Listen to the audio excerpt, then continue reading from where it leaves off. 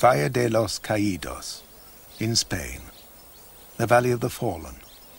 Nearly half a century after the Civil War, the men who created and won that war have preserved its massive monument. General Franco called the uprising against the Republican government a crusade, a fight for Christian civilization. Others called it fascism. It was for nearly 3 years the world's moral arena. Inside this mausoleum today, there is no hint of reconciliation. This huge tomb for Franco's men was hewn in a granite mountain by his defeated enemies, Republican prisoners of war. Before this altar of Christian piety and Francoist victory lies a man who led Spain's fascist party, José Antonio. The great dome celebrates the victorious Nationalists almost as a celestial host, and below it, behind the altar, the Generalissimo himself, Franco, now deeply part of the Spanish language, in homage or hate. As a soldier, Franco had served the Republic, but his heart was monarchist. He was called a fascist and died a dictator. The contradictions of Franco are part of the heart of Spain itself.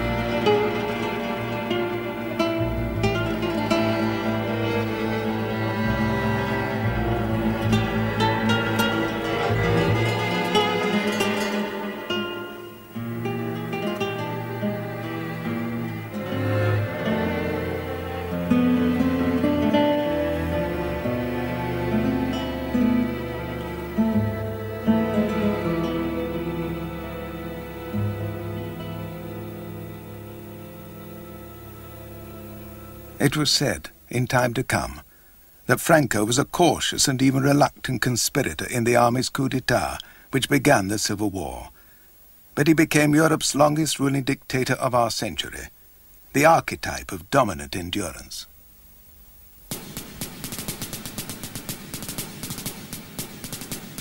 When Franco was born in 1892, Spain was still a proud imperial power.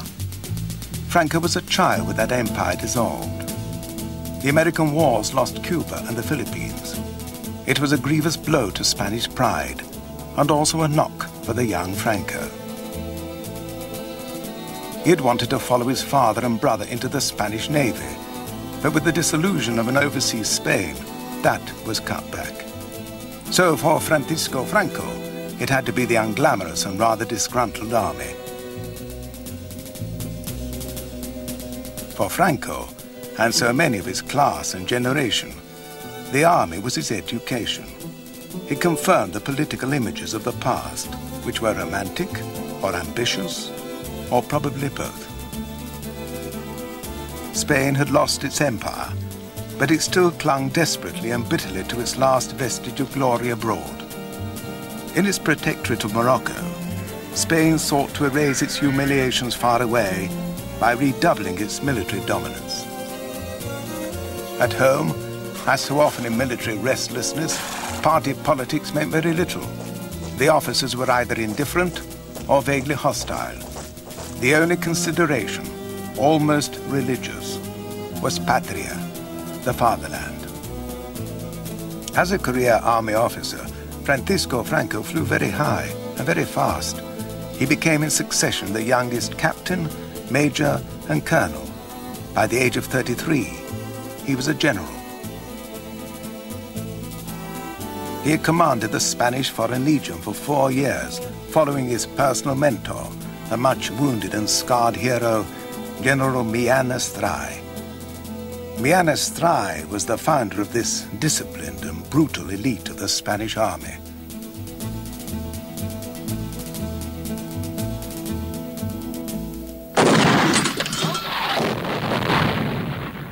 The Foreign Legion was used to suppress the Asturias rebellion against the Republican government in 1934. This was the regiment's first military use at home. It was an experience no one forgot, and Franco advised on the conduct of the operation. Later, he was appointed Chief of Staff and served under the Republic. As such, he represented Spain at the funeral of the English King George V at Windsor in January 1936.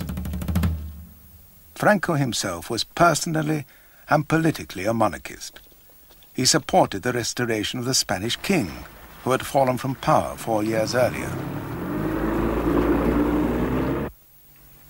Few people know that Francisco Franco once nudged his way into the movie business. After the war, he wrote a feature film under a pseudonym, which reveals his contempt for democratic politics. The script follows the lives of 3 brothers. It's a situation not unlike Franco's own family. His younger brother Ramon was a Republican. And in this scene, one brother, who wants to be a Republican politician, is arguing with another, an army officer, about using his inheritance for a political career. Their mother has agreed to share out the estate. It was perhaps easier for Franco to understand than for us. Que es mucha bondad la de prescindir de todo al fin y al cabo para una mala empresa. ¿Llamas mala empresa que yo trate de salir diputado? De tu significación, sí, comprendo. Buena empresa la de los militares, que por pintar por ahí la cigüeña os aseguramos la vida a todos los ciudadanos.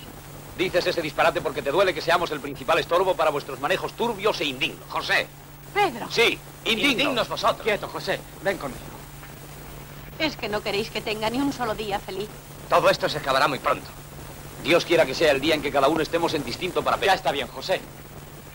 The film's breathless commentary goes on to describe the 5 years of Spain's fragile democracy, in Franco's version of events at least. Como si el reto de los dos hermanos tuviese un signo profético y fatal, así iba a dividirse la familia española. El Frente Popular que el Comité Comunista patrocinó va a destruir las puras esencias de la tradición española. La hora de la revolución comunista había sonado. España no podía perecer. Destruction of traditional values, communist revolution. These were the catchwords with which the insurgent generals rallied most of Spain's middle class against the Republic. Petra Roman de Bondia was a young girl from a conservative family in Salamanca. I thought that the military uprising would bring an improvement in every sense. Our ideals and what we thought Franco and his army were going to defend were God, the homeland, the family and order.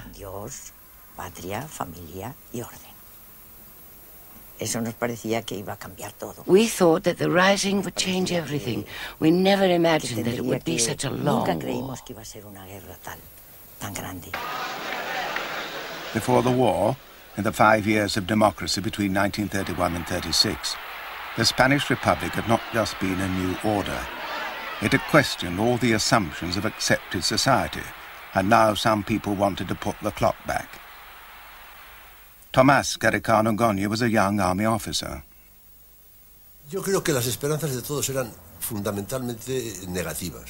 I think that most of our hopes were fundamentally negative. That is to say, we wanted to stop certain things, public disorder, the labor upheavals which did so much harm to both management and workforce.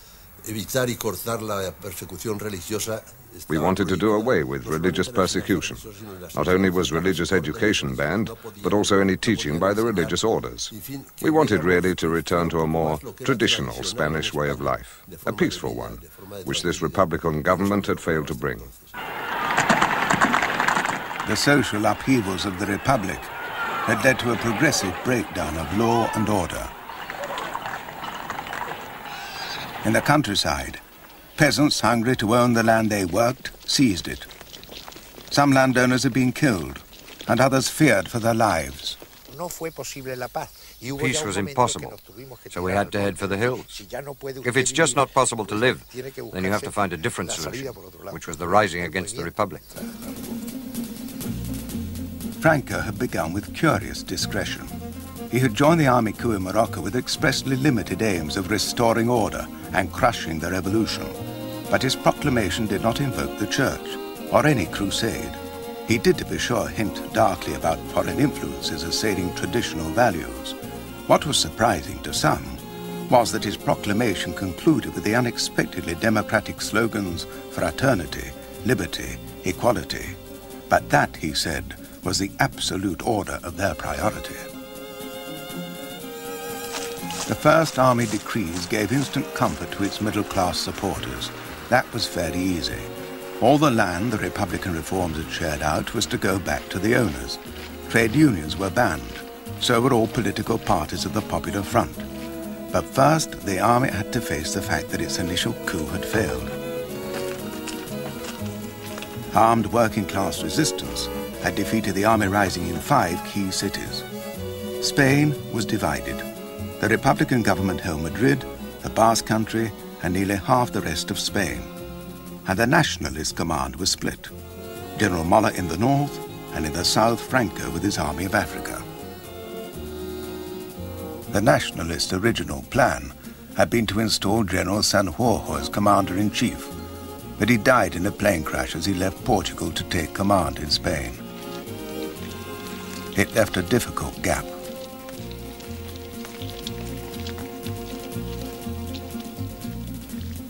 Two months later, the rebel generals gathered for a meeting in Salamanca. A strong lobby for Franco was gaining ground. All but one voted in favor of a single commander-in-chief. The sole objection was from Miguel Cabanillas, who had been temporarily appointed leader of the military junta. Next, Franco was proposed. Again, all but Cabanillas agreed. The decision was delayed. What was desperately needed was a man whom all under arms on the insurgent side would support. Already the insurgents were split with differences. There was the old Peninsular Army. There was the Civil Guard, the Army of Africa, Spanish units and Moors, let alone the armed militias of the fascist Phalange and columns of monarchists and traditionalists. All these armed factions had conflicting expectations of their leader. Alone among the rivals, Franco seemed to satisfy the factions. He was the man in the middle. His reputation too as a soldier ensured him popular support, and this was immediately reinforced by events.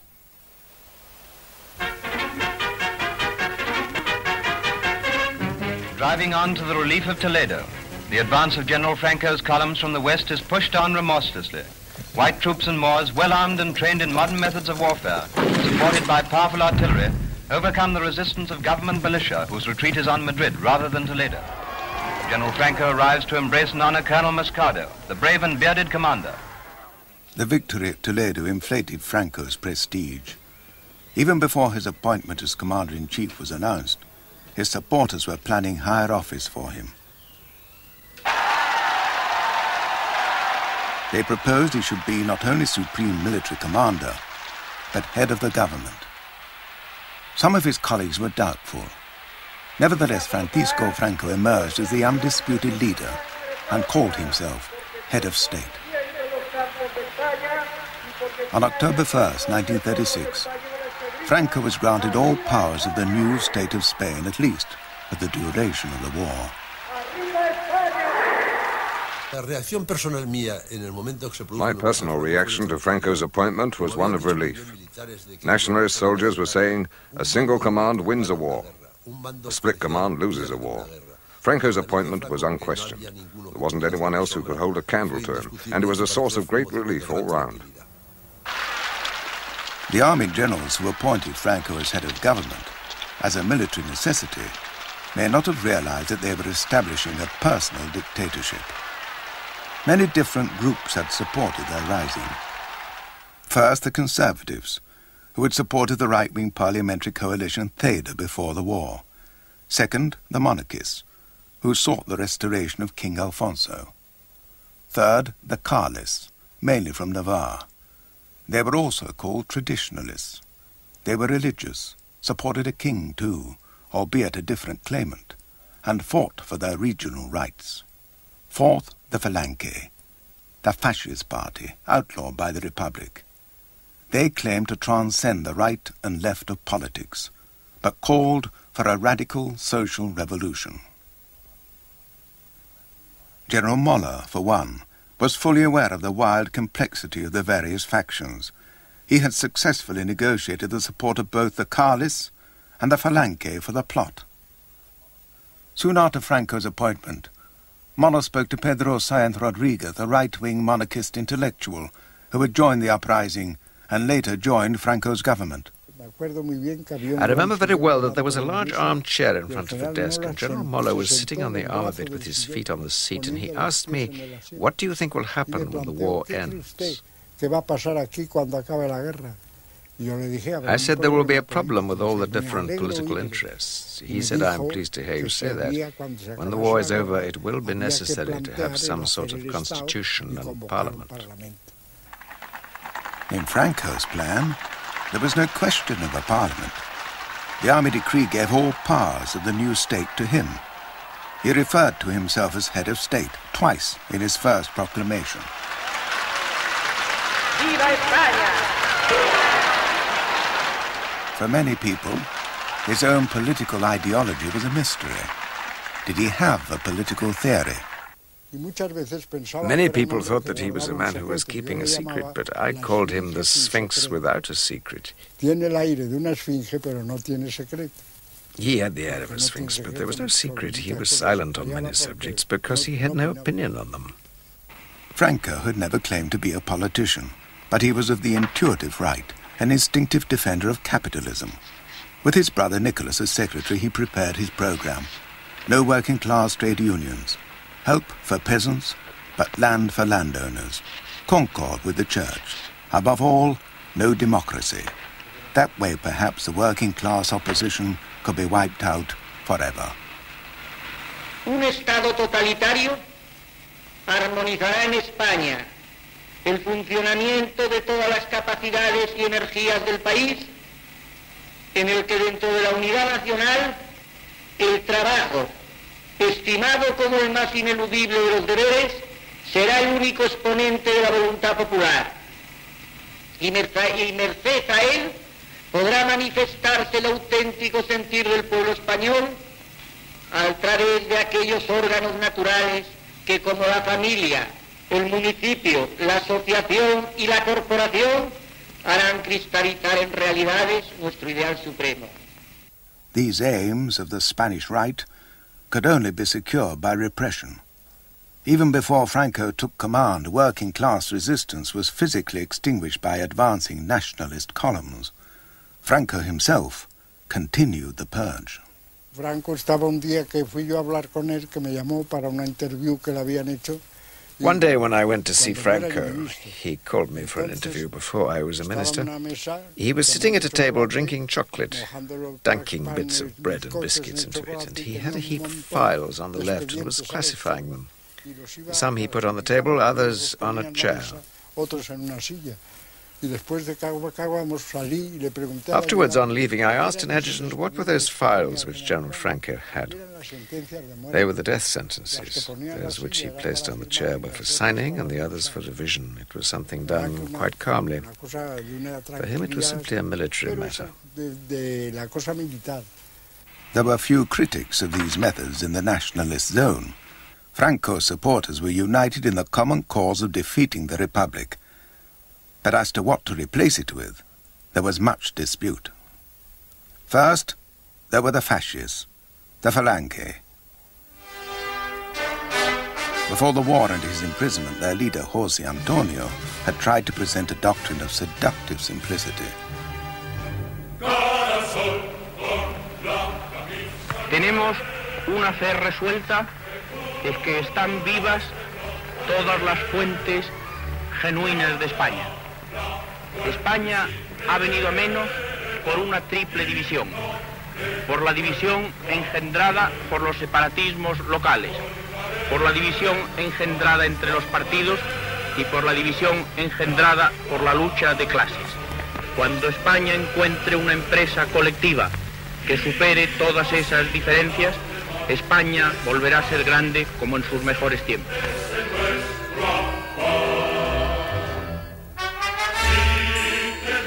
The Falange's fascism was disguised by revolutionary jargon. Narciso Perales was one of its first members. The Falange was a revolutionary movement which wanted to carry out profound changes in the Spanish society of those times, changes which are still necessary today. José Antonio proclaimed a doctrine which resolved opposing doctrines in society.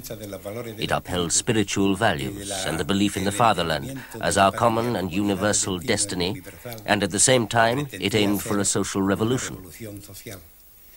The agrarian reform would turn the land over to the peasants, so that the vision of giving the ownership of the land to those who work it would come true. Banks would be nationalized, because it was considered unjust that the savings of all the Spanish people should be controlled by a few who dominated the economy of the country.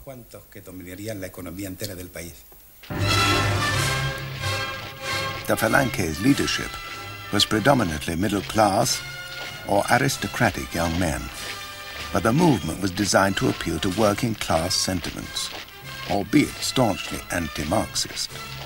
Raimundo Fernández Cuesta later became Secretary General of the Falange. We discussed whether we should wear any distinctive clothing. José Antonio said we should wear a blue shirt. It's the same color as the proletariat's overalls. And it was the same for the flag. It was black and red because that was the flag of the anarchist trade unions. We wanted ours to be similar. The same with the word comrade, traditionally used by the communists. José Antonio said, I don't see why we shouldn't claim it ourselves. Give the word comrade a different meaning. In spite of its pretensions, the Falange never became a mass fascist party with large working-class membership. Unlike what had happened in Germany and Italy, fascism had not taken root in Spain before the war. For one thing, the economic conditions were very different. Spain was still economically in the 19th century. The groups that might have been attracted by fascism were either satisfied by conventional politics or just non-existent. There was no large petty bourgeoisie scarred by recession or defeat in a world war. The middle class was reassured that the dominant presence of the army would protect them from revolution, and the working class had suffered no disappointment that might provoke them to find an alternative to Marxist, socialist, or anarchist ideals. In 1936, however, after the February elections when democracy disintegrated into political violence, conservative youth had begun to defect to the radical alternative, and once the war began, people flocked to the Falange. It was a demonstration of allegiance to the nationalist cause, and moreover, with a purge of working-class organizations, it became a safe haven for anybody whose background was suspiciously leftist. The blue shirt became known as a salvavidas, a life jacket. Some nationalists, however, viewed the Falange's populist and violent image with distaste. There were many people who joined the Phalangists, but I could never join them because I did not consider them to be virtuous in the Christian sense of the term.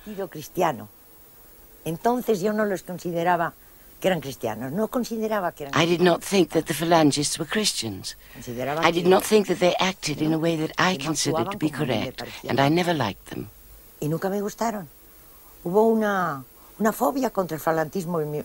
There was a phobia against Phalangism in my family, partly because the Theda and the Falange were totally opposed to each other, and we all belonged to the Theda. The greatest contrast to the Falange was another faction of nationalists, the Carlists, the deeply traditionalist group based in Navarre.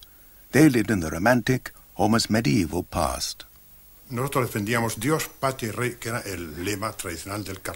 were defending God, the fatherland, and our king. This was the traditional slogan of Carlism. By God, we meant religion in its true sense, with no interference by the church in the government of the state. As for politics, we were in favor of regional rights. That is, we saw Spain as a conglomeration of regions which have, from time to time, been united by a common cause of Spanish nationality. Franco was no fool.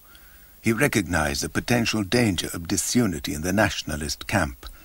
To his brother-in-law, Ramon Serrano Sr., he gave the job of devising a formula for uniting the factions. Los objetivos eran evitar the objectives were to avoid internal conflicts and rivalry, which were bound to debilitate the nascent state. This was Franco's view, and as commander-in-chief and leader in the war, I think he was right. He sought to establish and maintain a certain order and discipline in the rear guard.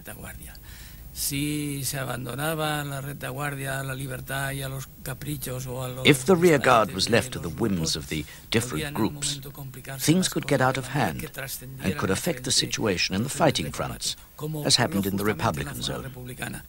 The Falange was in trouble. José Antonio had been killed in a Republican jail.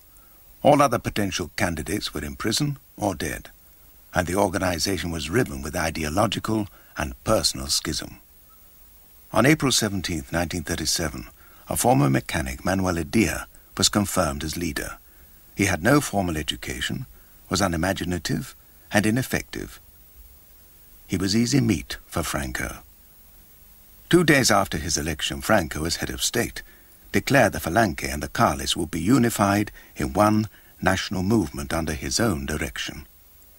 When Edia challenged Franco's authority, he was sentenced to death, although this sentence was commuted to life imprisonment. By bringing the red-berried Carlist and the blue-shirted Falange movement under his direct leadership, Franco assured the triumph of his personal brand of authoritarian conservatism and the unity of his supporters. The man who claimed to support the restoration of the monarchy had made himself a dictator. True supporters of the king, like Eugenio Vegas Latapie, were outraged. It seemed as if the new state created by Franco wasn't so much a state as a dictatorship run exclusively by him. Don Pedro Sainz Rodriguez says with some accuracy that the difference between laws and decrees in Franco's regime was that Franco pulled decrees out of one pocket and laws from the other. Everything was the exclusive wish of the Generalissimo.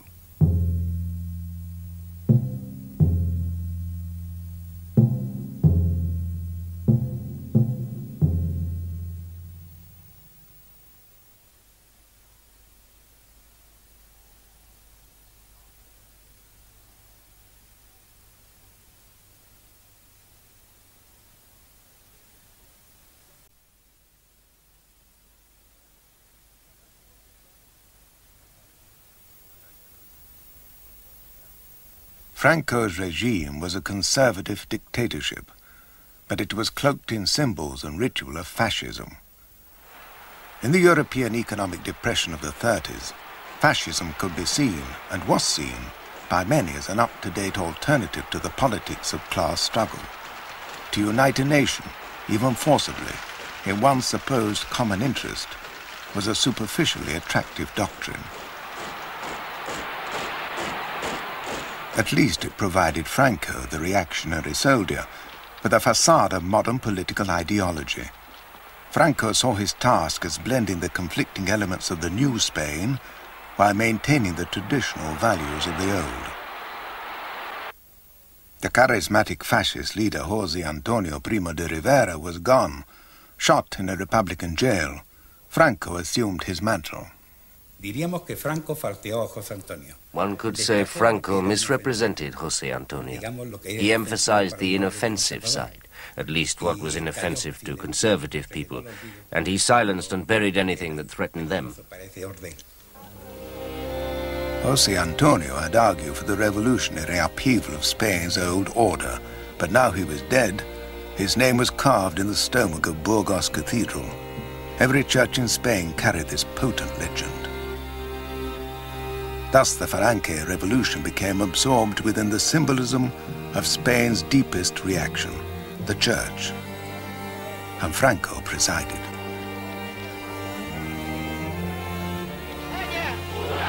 España! España! José Antonio Primo Rivera! Arriba España! José Antonio's memory was preserved, but the radical aspirations of his brand of fascism were laid to rest. que cumplió las previsiones de José Antonio escritas antes de la guerra. What José Antonio had predicted before the war came true. He had said that the Falange could contribute, without knowing it, to the restoration of a conservative bourgeois mediocrity of which, he commented, there is such a generous sample in Spain, and it would be adorned to add to the mockery with the choreographic figures of the blue shirts.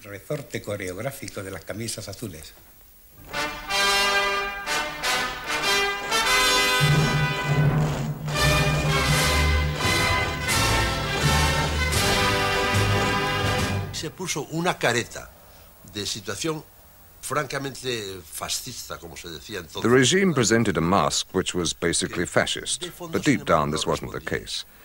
I would describe it as an economically conservative, authoritarian government because order had to be imposed, but with a facade and certain details from totalitarian regimes to be found elsewhere in Europe. Franco drew on support from all aspects of the old Spain, but especially and naturally he found an enthusiastic champion in the church. The Republic had attacked it, both ideologically and physically. There was never any doubt as to where the church would stand now. It protested at Republican atrocities, but on the whole turned a blind eye to the same on the Nationalist side. El Cirineo le ayuda a llevar la cruz. Mirad este hombre que llora en silencio. Y le increpan diciendo, pues tan fácil corazón tiene el hombre, atémosle al cuello este Cristo y váyase a llorar en el fondo del río con él. Señor, la muerte se derramará sobre todas las cosas. Me acercaré al altar de Dios, al Dios que es alegría de mi juventud. Han arrancado a golpes la puerta del sagrario, que estaba abierta, y la mano que conoce más sangre registra la custodia.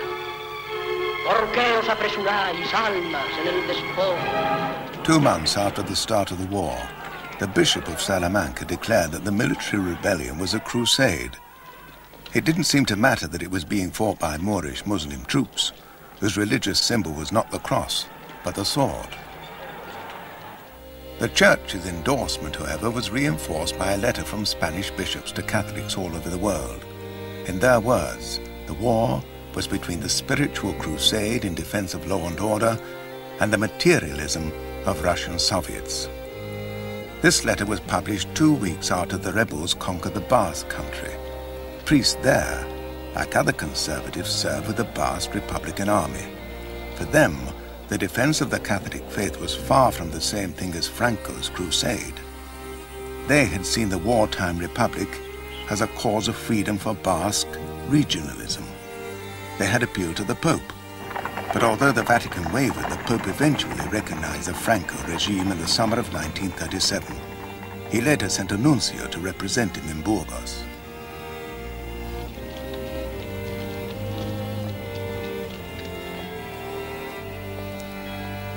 Undoubtedly, many Spaniards believed that Franco's campaign was a holy task, and Rome's approval was a great reinforcement to the devout.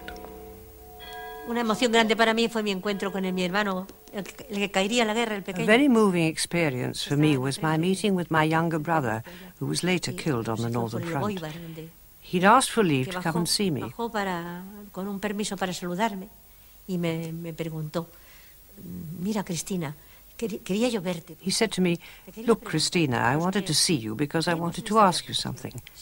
Those of us who die in the war, if we fight to defend God and Spain, as I'm doing, are we going to go to heaven as martyrs, even if the Church doesn't give us an official place in the register?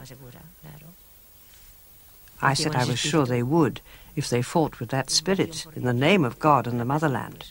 Then God would give them a place among the martyrs in heaven. The Spanish Church's endorsement, even sanctification of Franco's rebellion, was well rewarded. Religious education in state schools was again authorized. Church property was exempt from taxes. Civil marriage and divorce outlawed. Now Spain could properly be called National Catholic.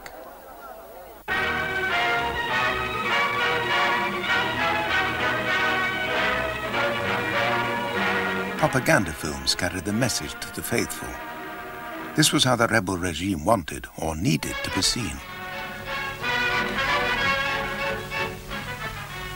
Mientras los soldados del Generalísimo abren las tierras de España al Mare Nostrum, este otro soldado, humilde y laborioso, labra los campos y da a su patria el pan nuestro de cada día. Fecundado con la sangre de tantos héroes, el suelo de España se cuaja de doradas espigas, de rubias mieses, símbolos de una patria con pan y justicia como el caudillo quiere. Apart from the Foreign Legion and the Moors, the backbone of Franco's army were the Catholic peasants of Spain's agricultural heartland. In spite of their poverty-stricken standard of living, they chose to defend traditional values, the village and the church. They were frightened too by stories of forced collectivization in the Republican zone. With Franco, on the other hand, the price of their main crop, wheat, was guaranteed against ruinous fluctuation. Their income, however meager, was secure. In Castro Jeriz, in Old Castile, the peasants had no doubt about supporting the right wing during the war, as they had done before it. During the Republic, we supported the right. We had to support them because they were under attack.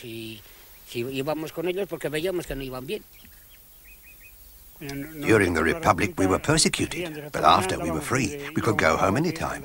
Before, we couldn't even go out. Florentino and Agapito were typical of a simple peasantry, reassured by the nationalist regime's maintenance of traditional values embodied in the church. Their faith was their dignity.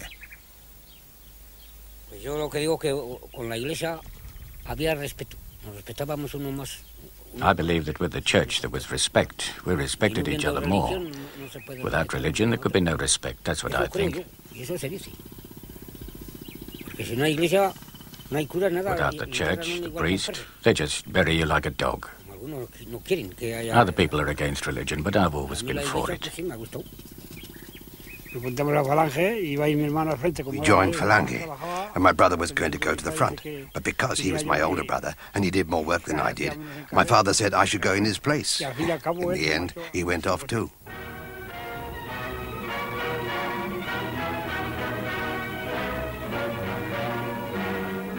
The nationalist propaganda films idealized the traditional image of Spain as distinct from the modern anomalies of the Republic. También trabajan las mujeres curtidas al sol. No importan los callos ni las heridas. Son flores sangrantes del triunfo. España entera es milicia, y la milicia es austeridad, trabajo, resistencia y silencio. The contrast between the position of women in the nationalist part of Spain and that in the Republican zone was extraordinary. The Republicans had emancipated women. Divorce was legalized. Discriminatory laws abolished. Now with the Civil War, some women even went to the front to fight.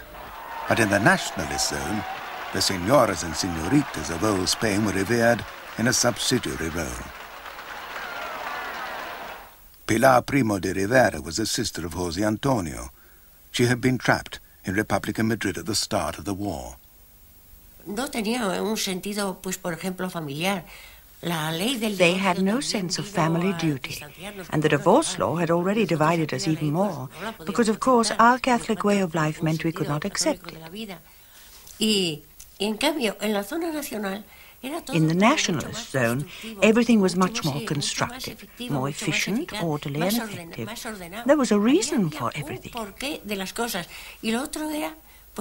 On the other side, there was chaos and a jumble of weird ideas. That is the truth.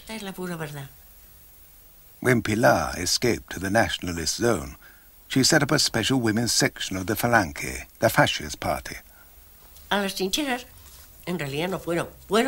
Our women didn't go to the trenches. They were auxiliaries at the front, in the infirmaries, in the washroom, in the hospitals. But our view was always that the woman's most important mission and her real place was in the family, at home. Así que nosotros sí que defendíamos la integridad de la familia So we defended the integrity of the family, the devotion of the woman to the family, particularly when the children are small and can't look after themselves.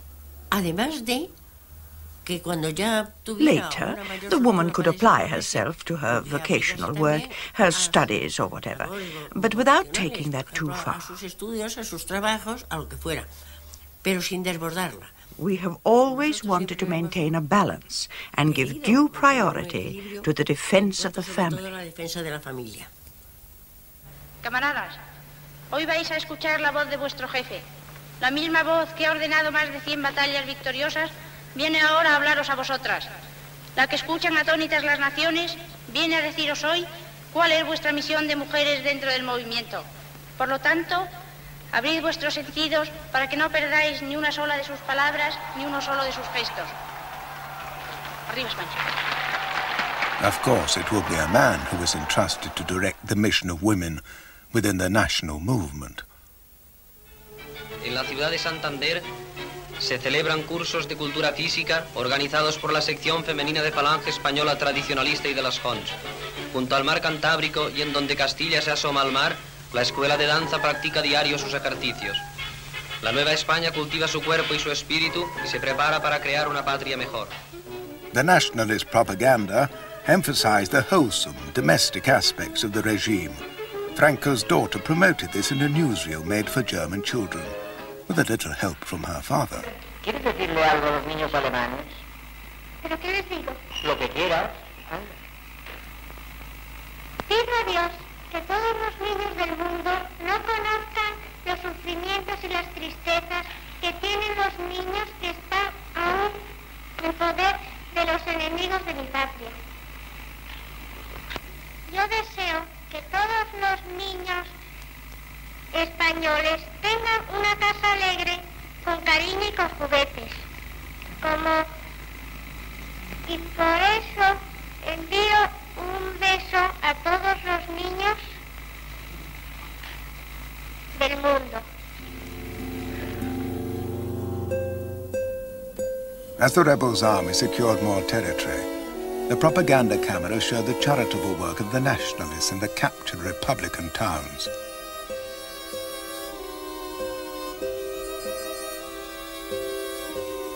A women's organization, Auxilio Social, modelled on its Nazi counterpart, Winter Help, doled out bread.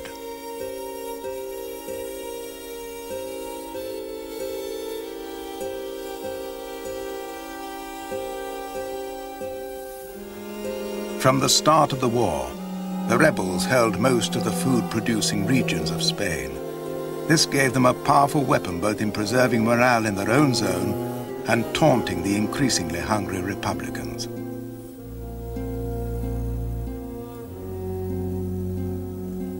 The enforced unity and morale of the nationalists seemed in stark contrast to the dejected squabbling that had beset the Republic even before the war. Toda la radio era triunfalista. Everything on the radio boasted of victory. We were always winning, we were triumphant, we were strong. That's what we all felt at that time. So we were the victors, we were winning, we were the ones with God on our side. All the soldiers carried a small piece of material with the image of Jesus' heart. It was thought that God was helping us because that was how it should be. It had to be. Im Lichte der aufgehenden Sonne nationaler Traditionen zeichnen sich immer klarer die Umrisse eines neuen Spanien, einig, groß und frei. Nazi Germany and Italy had formally recognized the rebel regime during the siege of Madrid. From the first days, they had been supplying more and more military aid. When the German ambassador, General von Faupel, took the salute at the recognition ceremony, Franco described his allies as the bulwarks of culture, civilization, and Christianity in Europe. This moment, he said, marks the peak of life in this world.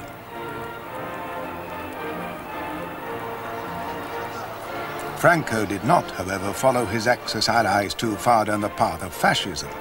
Nor did he, much to their annoyance, follow them into the Second World War.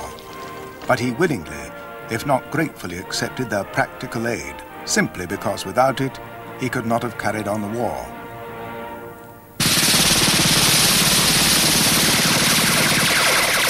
When it was finally over, Spain had to repay Germany £116 million, nearly £2 billion in today's money. But the Germans were not altruistic. They needed a steady flow of minerals for their own Nazi war machine. They suggested taking over Spanish mines. For a long time, Franco resisted. But later, when he desperately needed supplies for a final offensive, he agreed to a German majority shareholding of 5 mining companies. The fact of this odd triangular relationship was that Franco's Spain was much closer in temperament to Italy. The Italians encouraged Franco to be more fascist, thereby to remove the well-founded suspicion that his was merely a conservative reactionary regime. They were only marginally successful. Spain adopted fascist-style institutions, but only one piece of legislation of Franco's new state reflected the revolutionary fascist influence of Italy, a labor charter setting up corporate trade unions. When Franco set up his first cabinet in the winter of 1937, it faithfully reflected the traditional forces of conservative Spain. It had 4 men from the new unified political movement, but only one of them had any connection with the pre-war revolutionary Falange. There were 2 personal friends of Franco, there were 4 military men, and 2 monarchists, including Pedro Sáenz Rodríguez. He was supported by the army, but he took great care that the military men who entered the government would not take it over. What he presented was not exactly a military dictatorship, but a government of the Falange and of the traditionalists. Nevertheless, the Falange was just a sort of loincloth of his personal dictatorship. The genuine Phalangists and traditionalists were prepared to do anything for the sake of their cause, so Franco could trust neither. Entonces no eran de fiar para el mismo Franco. Así fueron sustituidos los auténticos. Thus, the true party people were replaced with pseudo-Phalangists and pseudo-traditionalists. Finalmente, pero de forma progresivamente decreciente. And even they were gradually pushed aside, as Franco increasingly relied on the right-wing groups which, although they were not proper parties, supported him until the end of his life. We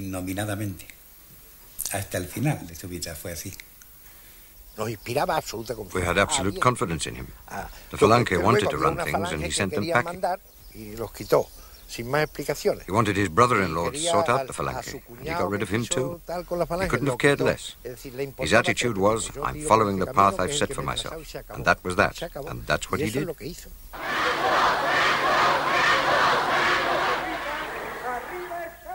As his Minister of Public Order, Franco appointed General Martínez de Nido.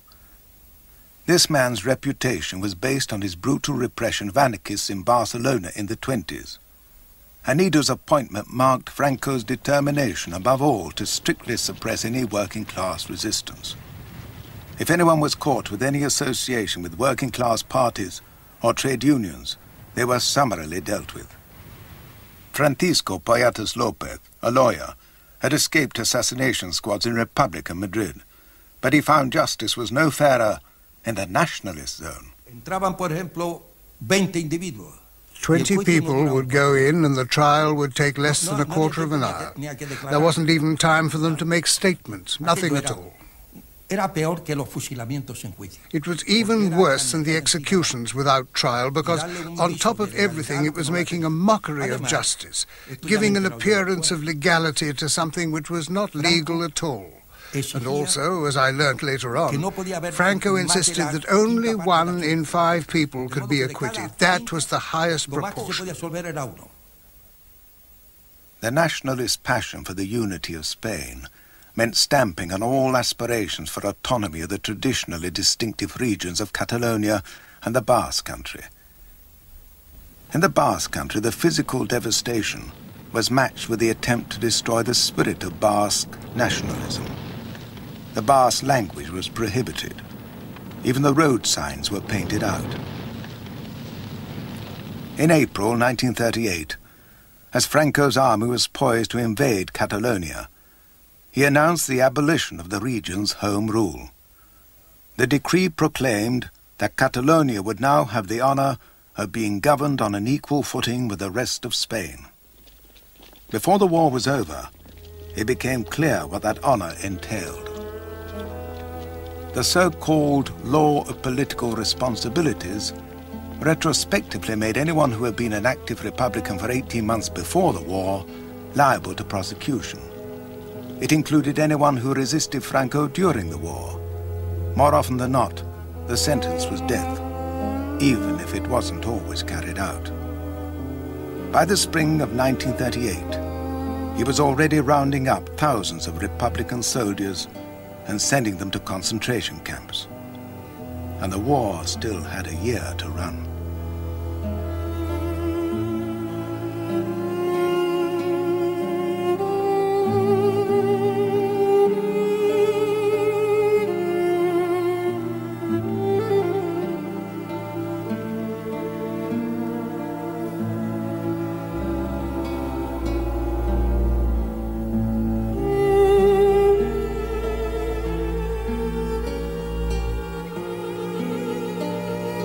Thank you.